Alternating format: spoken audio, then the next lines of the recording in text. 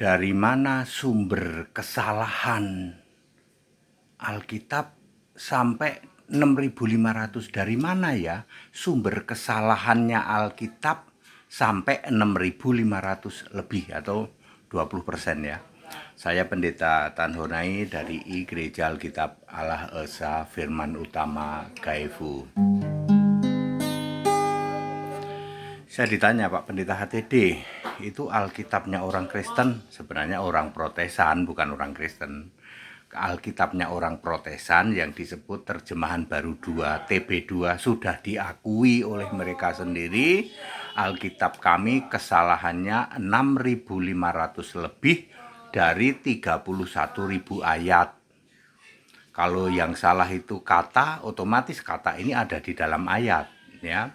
Jadi ya yang salah kata ya otomatis ayat itu salah. Ada 6.500 dari 31 ribuan, berarti 20%. Lalu mereka komen, Pak itu orang gimana sih Pak?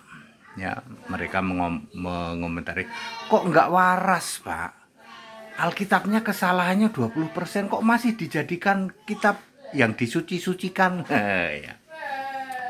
Sumbernya dari mana? Ya, pertama harus dipahami, kok mereka tahu kesalahannya 6.500, pembandingnya apa?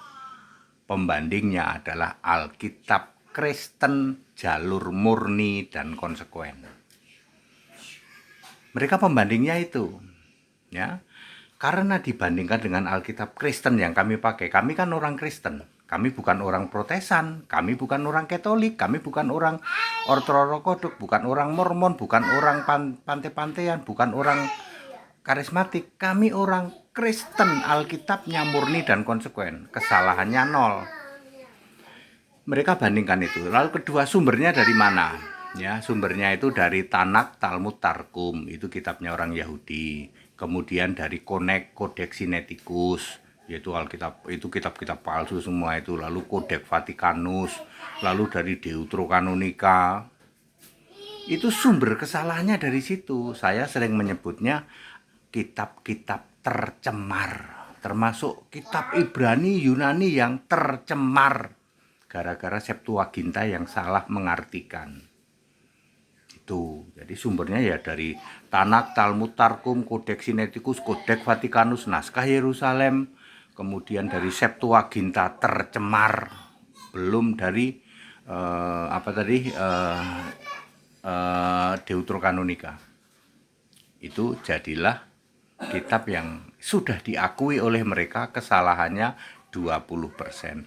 Hanya orang tidak waras yang masih mengimani kitab yang dianggap suci kesalahannya 20%.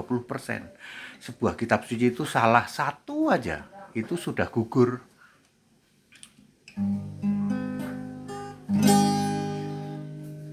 Jangan takut, akulah yang awal juga yang akhir. Aku telah mati namun lihatlah aku hidup. Jangan takut, akulah yang alfa juga omega. Lihatlah aku duduk di tata selamanya. Pujian sembah Tuhan Allah. Yesus Kristuslah satu-satunya, Alfa Omega di tata surga. Yesus Kristus namanya.